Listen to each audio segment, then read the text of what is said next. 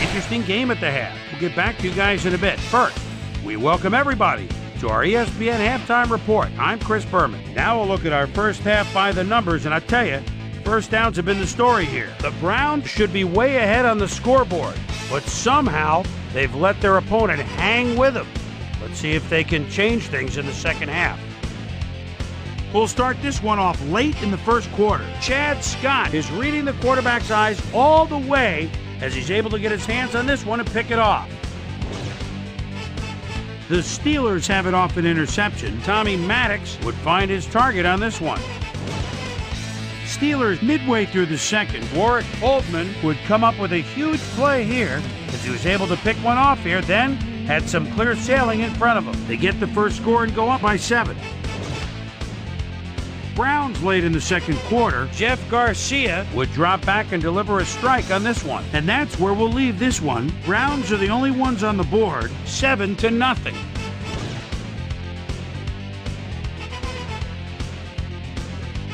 Time now for our Halftime Hero Award, which recognizes the most dominant player of the first half.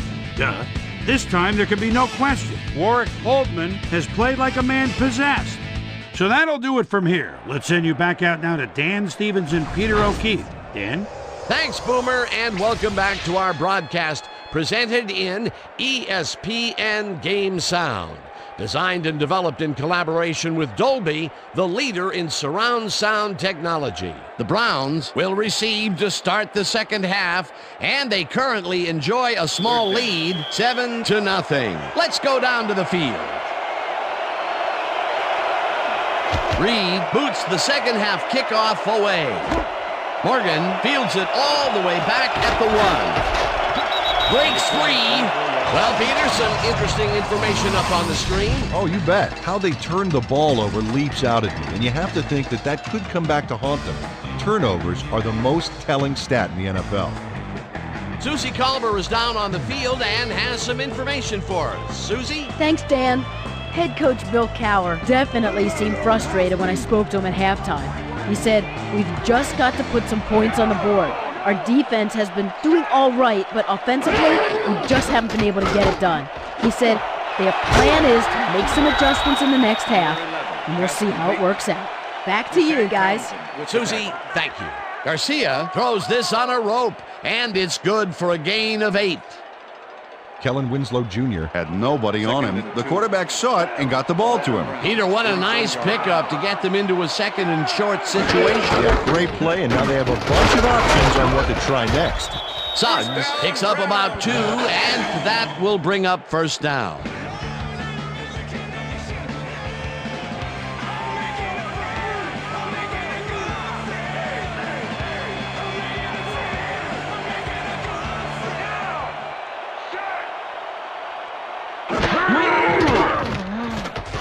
Garcia throws a bullet here, and it's intercepted. Jeff Garcia is feeling some pressure as he lets this one go, which is why it zings right into the defender's reach. He wishes he had that one back. That's his second interception throw today, and he has looked ragged at some points, I'll tell you. Yeah, his timing's a little off. He needs to just settle it down. The Steelers offense takes the field, and they will start out at their 49-yard line.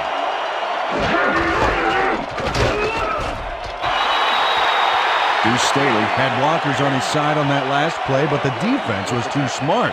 It gave him nowhere to go. Not much there. It'll be second down. Got to take what you can get, Dan, but they were, hoping for more. Second down, 3 wideouts in the game.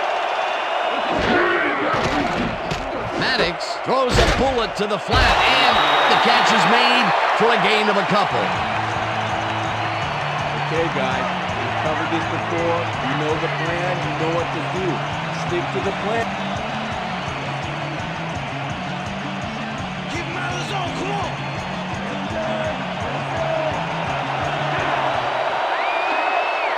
Mays goes in motion.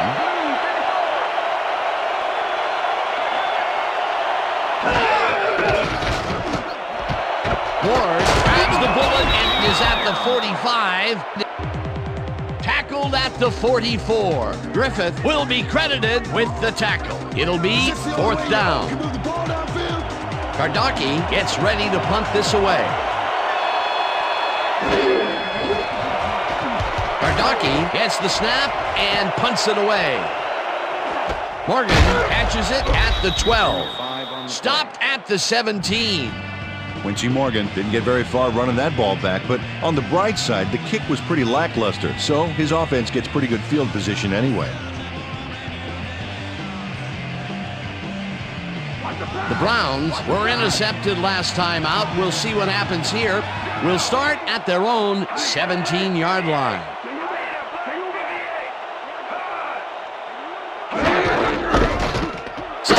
Carries it for the 12th time and rambles for about 5.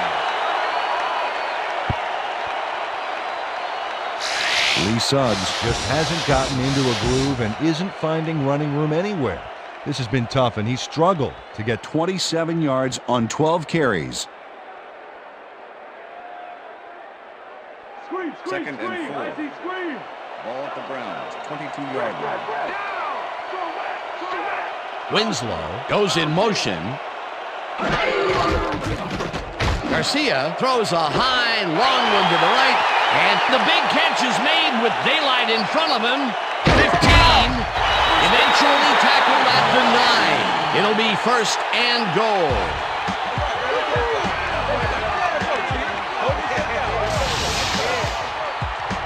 Andre Davis shows how to play ball in the NFL. He makes the catch and then works for more yards. That's the kind of player you get the ball to. And Peter, that time, neither of those guys really had a height advantage on the other. Yeah, and sometimes when you find yourself locked in a matchup like that, it simply becomes a question of who wants the ball more. Advantage offense there.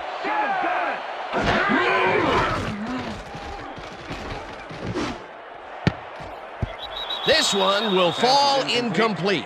Kellen Winslow Jr. had some room on the fringes there, but couldn't reel in the pass. That would have been a touchdown, but instead, after the incompletion, they will face a 2nd down. Yeah, Dan, you have to take advantage of opportunities like that. 2nd down, goal to go.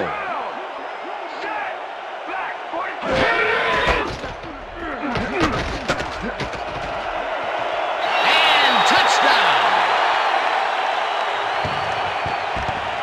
Touchdown, Browns!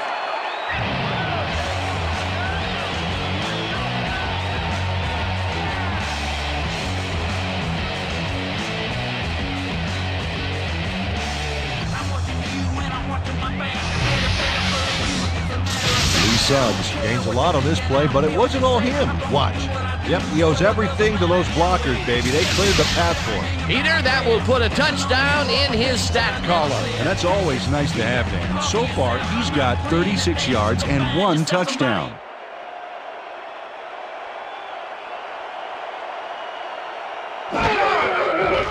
Here's the extra point, and it's good.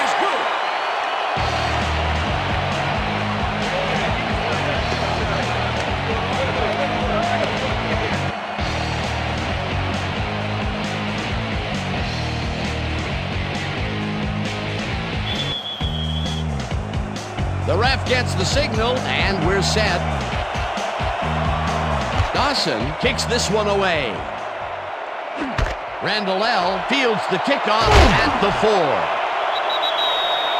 Brought down at the 27.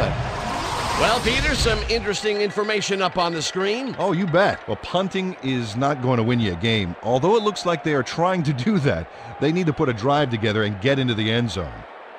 Antoine Randall L. received that nice kick and a nice little run back after the catch. Good job. The Steelers' offense has taken the field, and they have been having a very tough time passing the ball.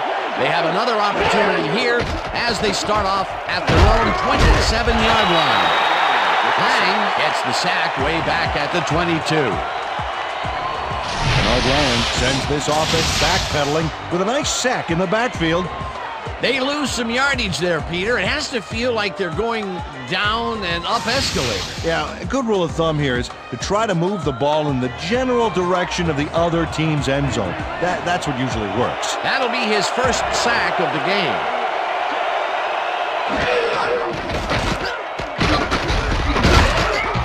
Dragged down at the 23. All right, what have you got? Okay? All right. No easy yards, Randall. Shotgun, shotgun.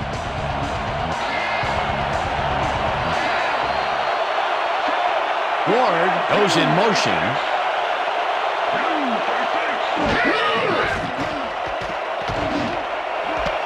Ward didn't haul that one in, and it falls incomplete. Michael Lahan kept both eyes on the short out on that one and caused the incomplete pass. Peter, the defense stood tall and forced the incompletion, but I don't understand that call. They wouldn't have gotten much at all, even if it was complete. Fourth down either way, and in my opinion, too, a bad call. Bardaki lines up to punt after the 3 and out. Bardaki takes the long snap and punts it away. Tackled at the 41. Quincy Morgan did a nice job getting some yards after fielding the solid punt.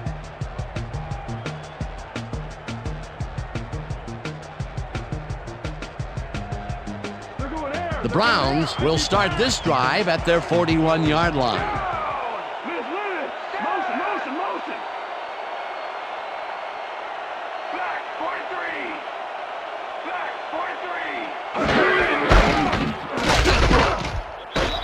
Hampton tackles him behind the line of scrimmage. Casey Hampton not only cleaned the ball carrier's clock in the backfield, but buffed and polished it too. Big hit for a loss. That's his second tackle so far. Davis goes in motion. Garcia fires this one over the middle, and it's complete at the 42, and he's stopped right there. Joey Porter was a one-man wrecking crew back there. He powered into the backfield and made the tackle. Another good stop by the defense, and that will be 2 losses in a row. And that'll do it for the third quarter. The Browns enjoying the lead 14-0. Third down and 4 wideouts in the game.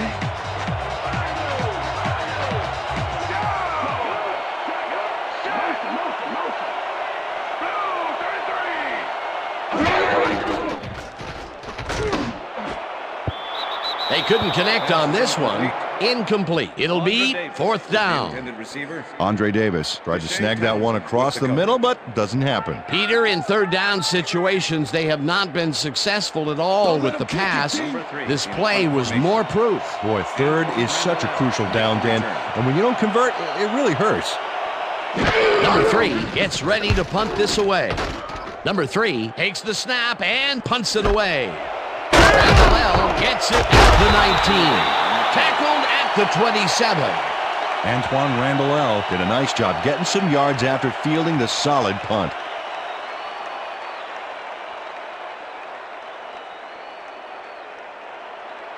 The Steelers have had some trouble moving the ball recently.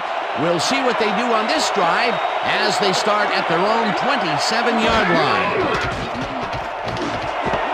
Ward catches it over the middle and is well past the markers for a first down.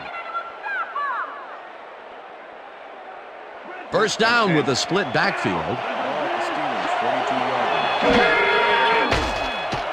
Maddox throws a bullet to the flat, and they can't connect. Incomplete. Hines Ward didn't have anybody on him, and yet he couldn't make the catch. Peter, I tell you, he seems to be in a bit of a funk recently. Yeah, I mean, that's his 4th ball thrown his way, and he can't reel them in. Yeah, funky, Dan. He's just got to grab one to get his confidence back there.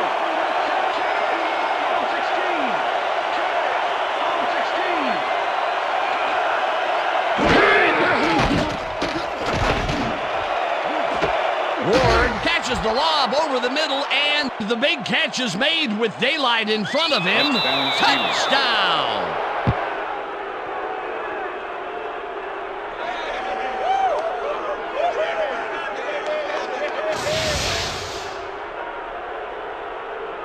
Hines Ward is going to make the catch. Right there, but that's only the beginning. Look at him chew up the yardage. Wasn't supposed to be a touchdown pass, but he made it one with that terrific run after the catch. He fights for every inch he can get out there so you don't leave any daylight between him and the end zone. To attempt the extra point. Chris Gardocki holding. Now the point after, and extra point is it's good.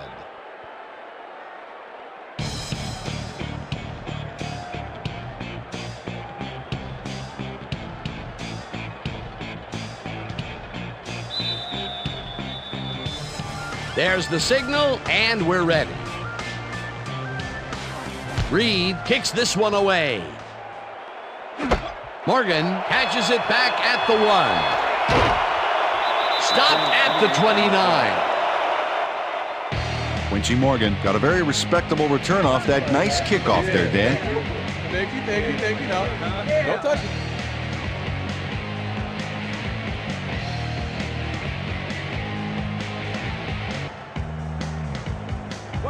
The Browns stalled early last drive, and we'll have to wait and see what happens here. They'll start at their own 29-yard line. Garcia rifles it out left side, and the reception's made at the 39, and he stopped right there. First down. Steve Hayden was getting double coverage there, but it wasn't enough to stop him from making the catch.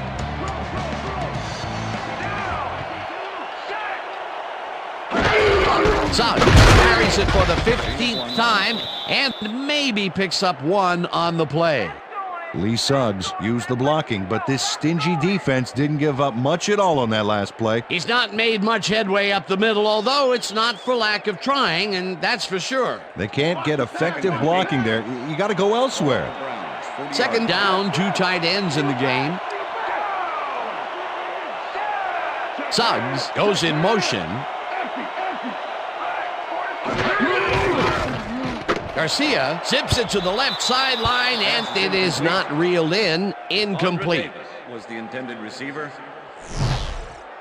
Jeff Garcia has had difficulties, to say the least, and now he's second-guessing everything he's throwing. Terrible day. So far, he's struggled to get 152 yards and 2 interceptions.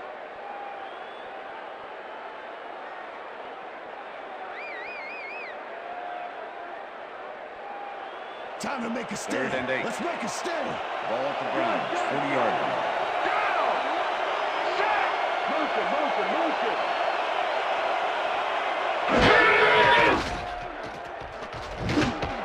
It's intercepted. Tackled at the 45.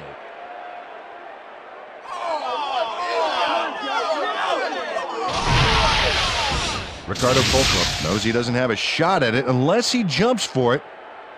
And man, he timed it perfectly. Could give his receivers a few tips about mid-air receptions. That's their 3rd interception of the game. And Peter, the D is homing in on the passing game. Yeah, tough play. I love it.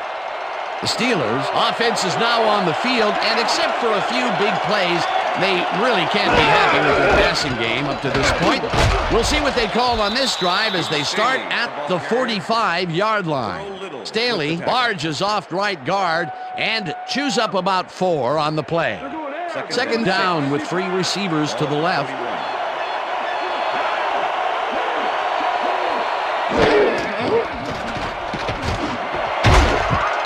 Burress grabs the fastball over the middle and gets past the markers for a first down.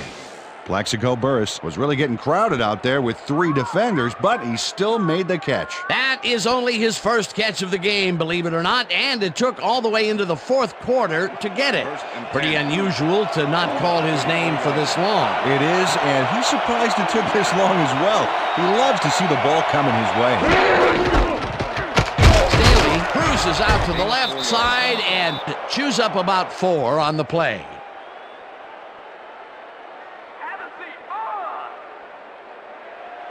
Second and 5. Ball at the 30-yard line.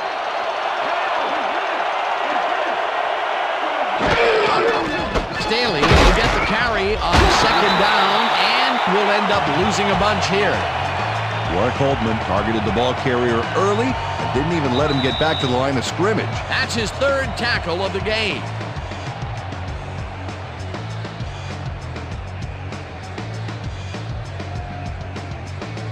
Third down. The clock is stopped at 2 minutes.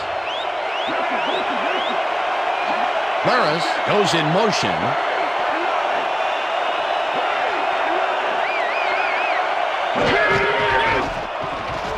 Maddox passes this one after the play action, and it's tipped.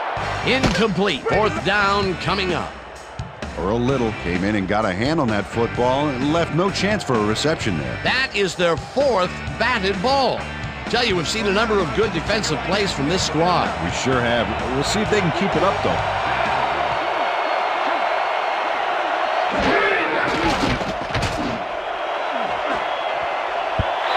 Mays drops it, and they will turn it over. What a costly mistake. Receiver, Anthony Henry with the cover.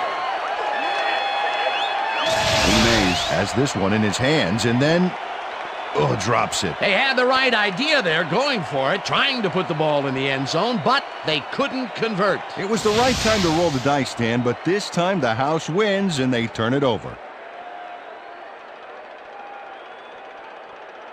The Browns start this drive of the game from well in their own territory, and the clock at 1:52. Suggs will get the carry on first down, and the Steelers take their first timeout.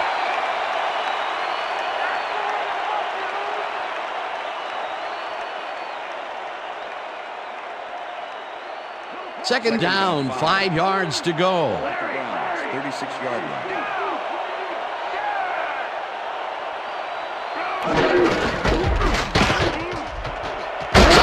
Gets the call on second down and heads wide right. Tackled at the 41. First down. It looks like, we've had an injury down on the field. As soon as we hear anything, we'll be sure to pass the information along to you. Check this out.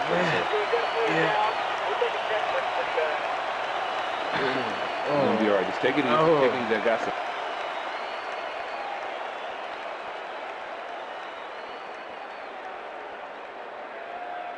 First down, the clock is stopped at 1:43. 41-yard line. Suggs carries it for the third time in a row and heads wide left. The Steelers will take a timeout. That's their second.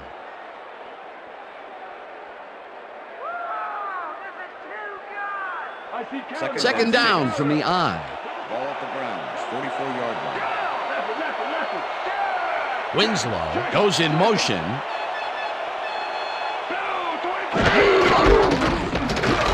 Suggs dodges this one way out right and takes it upfield.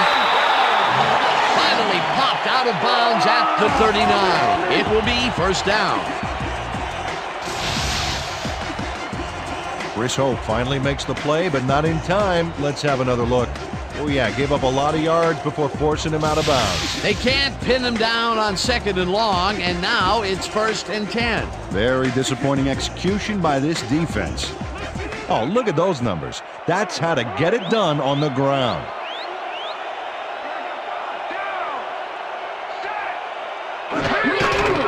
Loss of 1 on the play. Timeout called.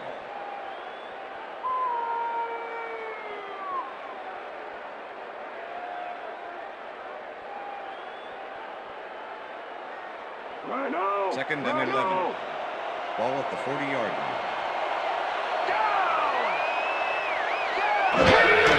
2 yards on the play.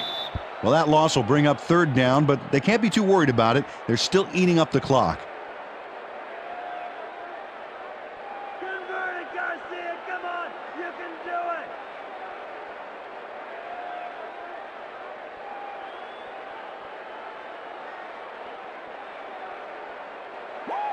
Third and 12. Ball at the 42-yard line. Well, Dan, they're not going to hurry here, and there's really no reason to. They're going to take as much time as possible.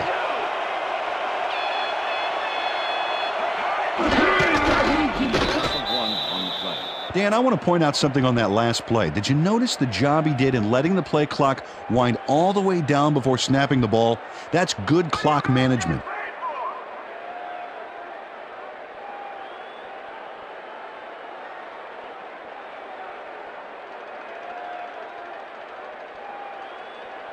Number 3 lines up for the punt. Punt formation. Antoine Randall to make the return.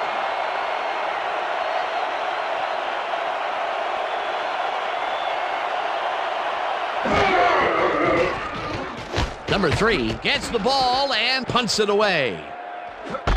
Randall fair catches it at the 15.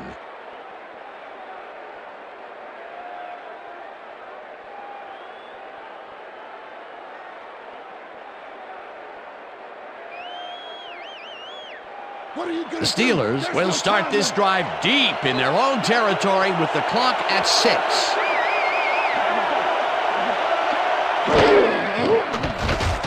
Maddox passes a high long run, and it's complete for a first down and a whole lot more. Tommy Maddox makes a terrific completion in double coverage here.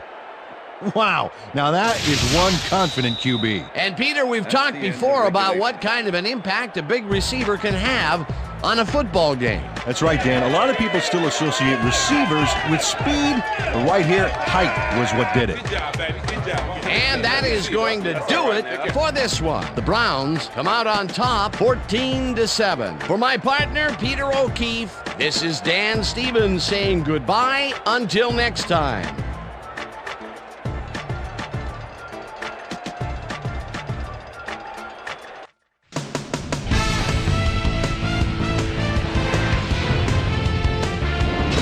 All right, Dan, thank you. So this one is in the books as we welcome you all to our ESPN Video Games Postgame Show. I'm Chris Berman. The Browns stepped it up for sure, putting up some good numbers. Let's get started in this one early in the third quarter. Chad Scott is reading the quarterback's eyes all the way as he's able to get his hands on this one and pick it off. The ball at their own 21. Andre Davis was definitely a key as he was able to work his way open for a big one here. A 69-yard play that set up a Browns touchdown. The Steelers answering right back. Steelers down by 14. Hines Ward came up with a huge play here as they cover a lot of real estate on this one. They climb back into the game, now down by 7. The Browns on D, Ricardo Colclaw would come up with the big play to kill a drive as he was able to step in front of a wayward pass for an INT. Browns out in front, 14-7. Lee Suggs would make the first guy miss, then he'd rip off a chunk of yardage here. Tommy Maddox connected with his man on this one, and that's where we'll leave this one. Browns edge out a win, 14-7. Now let's talk to a player who was instrumental in their dominant running game and is our player of the game. Lee Suggs is standing by with our Susie Calvert. Susie? Thanks, Chris. You played brilliantly, and you edged them out in a hard-fought game. What gave you guys the edge today? I have to give a lot of credit to the offensive line. You know, the offense starts out with the foundation, and that's the offensive line. Those guys often get overlooked, and they bring it every game. I think their hustle was a big part of us coming out on top today. Chris, back to you. That concludes our presentation of the NFL preseason on ESPN, celebrating its 25th anniversary as the worldwide leader in sports. I'm Chris Berman. See you next time.